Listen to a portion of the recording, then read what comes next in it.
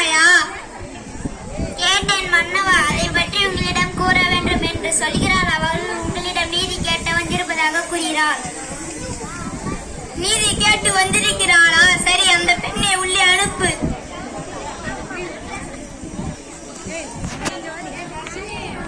இளங்கோடி போன்ற பெண்ணே, அழுத கண்களுடன் நம்மை காண வந்த காரணம் நீ யார்? உனக்கு என்ன வேண்டும்? ஹரிணி, நீதி வழங்கிய மன்னனே, என்னையா யார் என்று கேட்கிறாய்?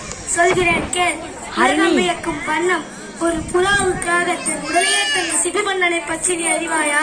பெண்ணே, நான் கேட்ட வினாக்கு இருக்கும் நீ விடை கூறவில்லை. அதை விட்டு வேறு எதையோ கூறிக்கொண்டிருக்கிறாய். இனத்தின் அருமை தெரியாத மன்னனே, என் நிலை அறியாமல் தானே இப்படி பேசுகிறாய்? நான் இதுவரை கூறிய பெருமை மிக்க சோழ மன்னர்கள் வாழ்ந்த புகார் நகரமே எனது ஊர். அவ்வூரில் வழியில்லா சிற்பாடியுடைய மாசத்தூர் மகனாகிய கோவலன் என்பவனின் மனைவி நான். ஓ, இப்போது புரிகிறது. நீ அந்த கோவலனின் மனைவியானி? போதும் மன்னா, என் கனவு நிகழ்வதற்கு உனக்கு என்ன தகுதி? ஊழ்வினை பயனாக உன் ஊருக்கு வந்த கணவனை அநியாயமாக கொண்டு விட்டாயே, நீ செய்தது தகுமா?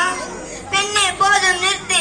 கல்வனை கொள்வது கொடுங்கோல் என்று அது ஏற்புடையது, அது அறிநெறியமாகும். இதை அனைவருமே அறிவார்களே, உனக்கு தெரியாதா என்ன? அறநெறி தவறிய மன்னனை தவறு இழைத்தவர்களை தண்டித்த தகுதியுடைய மன்னனுக்கு என்பதை நானும் அறிவேன். ஆனால் நீ கூறுவது போல என் கணவன் கல்வன் அல்லன். அவனிடமிருந்து பெற்ற சிலம்பு. என் சிலம்பின் பரல் மாணிக்க கற்களால் ஆனது. பெண்ணே, நீ சொல்வது உண்மைதானா? உண்மை. அரசிற்குரிய சிலம்பின் பரல் முத்துக்களால் ஆனது. அன்றோர் நிறைந்த இந்த அவைதனிலே அனைவருக்கும் உண்மையை உணர்த்துகிறேன். யாரங்கே கோவலன் இருந்த கைப்பற்றி பெற்ற சிலம்பை இங்கு கொண்டு வா.